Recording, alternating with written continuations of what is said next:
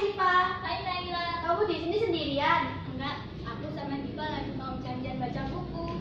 Kami mau membaca buku ini lagi. Wah, sama. Yeay, kita samaan. Yuk sama-sama. Assalamualaikum warahmatullahi wabarakatuh. Kami dari UPT SMP Negeri 3 Gresik. Perkenalkan, nama saya Naswana Nabila Putri. Di sebelah kanan saya, Adinda Diva Azalia. di sebelah kiri saya, Syaifatul Abida. Kami akan mempresentasikan resum buku yang berjudul Kepribadian dan Martabat Buya Hamka. Bentar. Buya Hamka itu orang yang menulis novel Tenggelamnya Kapal Vanderwijk, bukan? Iya, betul. Beliau juga menjadi pahlawan nasional sejak disahkan oleh Pak Presiden SBY pada tahun 2011. Wah, betul. Terima kasih, Siva. Buku ini ditulis oleh Haji Rusdi Hamka. Tahu nggak, Haji Rusdi Hamka itu anaknya Buya Hamka loh. Wow, keren. Buku ini berjumlah 387 halaman. Haji Abdul Malik Karim Amrullah adalah putra dari Dr. Syekh Abdul Karim Amrullah. Beliau adalah seorang ulama dan juga penulis atau sastrawan. Abdul Malik dikenal sebagai Hamka dan kerap disapa sebagai Buya Hamka oleh anak-anaknya dan orang lain. Buya Hamka lahir pada tanggal 17 Februari 1108 di Sungai Batang, Sumatera Barat. Di balik kesucian seorang Buya Hamka, ada seorang perempuan yang berperan di belakangnya bernama Haja Siti. Oh, aku lupa. Apa Diva? Haja Siti Roham. Haja Siti Roham binti Enda Sultan. Beliau menikah dengan Siti Roham pada tanggal 5 April 1929. Waktu itu, Buya Hamka masih berumur 21 tahun, sedangkan Siti Roham berumur 15 tahun. Siti Roham melahirkan 10 orang anak. Itu pun belum termasuk 2 orang anak yang meninggal dan 2 orang anak yang keguguran. Siti Roham biasa dipanggil Umi oleh Buya Hamka dan anak-anaknya. Umi adalah perempuan yang sederhana. Umi adalah wanita yang tidak begitu cantik tapi manis. Pandangan matanya sayu dan hidungnya mancung. Berbeda dengan Buya Hamka yang suka bersajak-sajak dan memuji keindahan alam. Sedangkan Umi bila berbicara terus terang, polos dan aksen Minangnya kentara. Umi menemani Buya Hamka selama 43 tahun. Dan pada tanggal 1 Januari 1972, tepatnya di Jakarta, Umi mengembuskan nafas terakhirnya pada usia 58 tahun. Duh, sedih banget. Sejak kehilangan Umi, Buya Hamka dan anak-anaknya merasa sangat sedih. Buya Hamka selalu termangu seorang diri.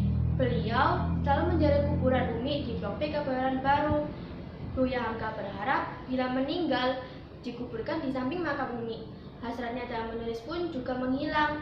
Beliau hanya membaca Al-Quran sambil meneteskan air matanya. Anak-anak Buya Hamka berpikir untuk mencari pengganti Umi untuk Buya Hamka agar saat Buya Hamka sakit ada yang mengurusnya. Setelah 1,5 tahun ditinggal oleh Umi, pada Agustus 1973, Buya Hamka menikah dengan seorang wanita dari Cirebon yang umurnya hampir sama dengan Umi. Namanya Haja Siti Khadijah. Buya Hamka dan anak-anaknya memanggilnya Ibu. Selang beberapa bulan, Ibu mendapatkan simpati dari anak menantu serta cucu-cucunya. Buya Hamka saat menjalani dakwanya tidak hanya berpantun, tapi beliau juga menyisipkan humor yang membuat orang terpingkal-pingkal saat mendengarkannya. Cara itu disampaikan dengan baik kepada orang minta fatwa kepadanya. Saat beliau berpidato atau bertablik, beliau tidak lupa menyisipkan humor yang menggegarkan pendengarnya. Humor itu adalah tentang pemuda masa kini. Beberapa humor Buya Hamka dapat membuat orang melupakan kesulitannya dan kesibukannya sehari-hari. Oke, selanjutnya akan dilanjutkan oleh teman saya, Siva. Pada tahun 1960, tanggal 17 Agustus, Presiden Soekarno yang menganggap dirinya sebagai penyambung lidah rakyat mengucapkan pidatonya di Tangga Istana Merdeka.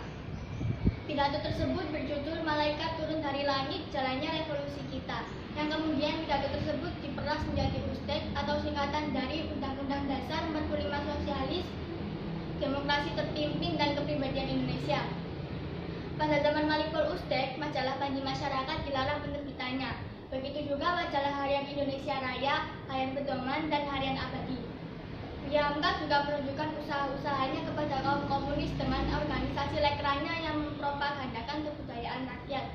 Puncak dari kegiatan tersebut yaitu menghadiri seminar kebudayaan dan sejarah pada tahun 1963 yang bertempatan di Medan.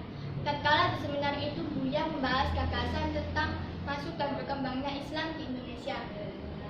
Tidak sampai 10 tahun Buya menjadi pegawai negeri karena beliau tetap memilih menjadi anggota Partai Masyumi. Beliau pun segera mengirim surat pengunduran dirinya kepada Kiai Haji Wahid Wahab. Lupa apa nih? Maaf, aku juga lupa. Apa ya?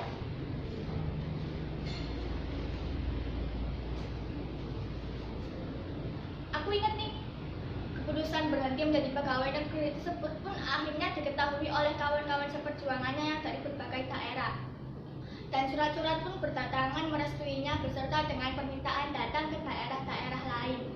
Dan masjid di Jakarta pun mulai ramai karena adanya banyak pengajian dan para jamaahnya. Bulan puasa pada tahun 1964, tiba-tiba rumah Buya didatangi oleh 2 orang polisi yang ditugaskan untuk menggeledah rumahnya dan menangkap Buya. Berdasarkan Undang-Undang Anti-Subversif atau Perpres nomor 11 dan nomor 13 yang belum lama disahkan. Beliau ditangkap dan dibawa ke Sukabumi, Puncak, dan Megamendung. Hah? Ditangkap? Dan yang terakhir dirawat sebagai pasien di Rumah Sakit Persahabatan Rawamangun dalam status tahanan. Alasan beliau ditangkap adalah karena adanya tuduhan terhadap dirinya yaitu mengepalai gerombolan yang akan membunuh Soekarno yang didanai oleh Tengku Abdul Rahman. Selanjutnya akan dilanjutkan oleh teman saya, Diva. Syukurlah tak sampai 3 tahun Buya dibebaskan dari tahanan. Semua anak, menantu, serta cucunya menunggunya di rumah.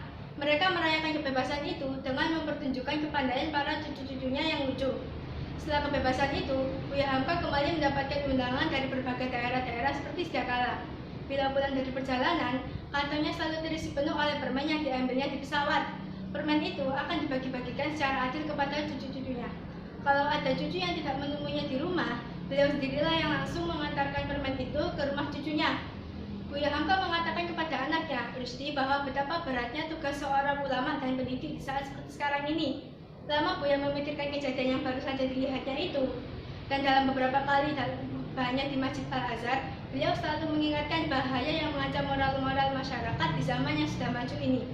Pada September 1975, bertepatan dengan bulan Ramadan, ada berita bahwa Majelis Ulama mendapatkan undangan dari Muktamar Masjid Sedunia di Mekah.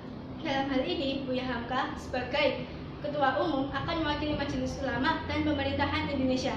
Tanggal 17 September 1975, Buya Hamka dan anaknya Rusdi Hamka berangkat bersama ke Mekah. Selama delegasi berlangsung di Mekah, Buya Hamka mendapatkan tuduhan terhadap dirinya yang membuat beliau tidak dapat untuk ambil bagian bicara dalam acara delegasi itu. Dan pada akhirnya, nama beliau tidak dicantumkan di atas kertas sebagai pemimpin dari Indonesia, melainkan nama anaknya Rusdi Hamka yang ditulis. Selama lebih dari 20 tahun, Buya Hamka mengidap penyakit diabetes atau kencing manis.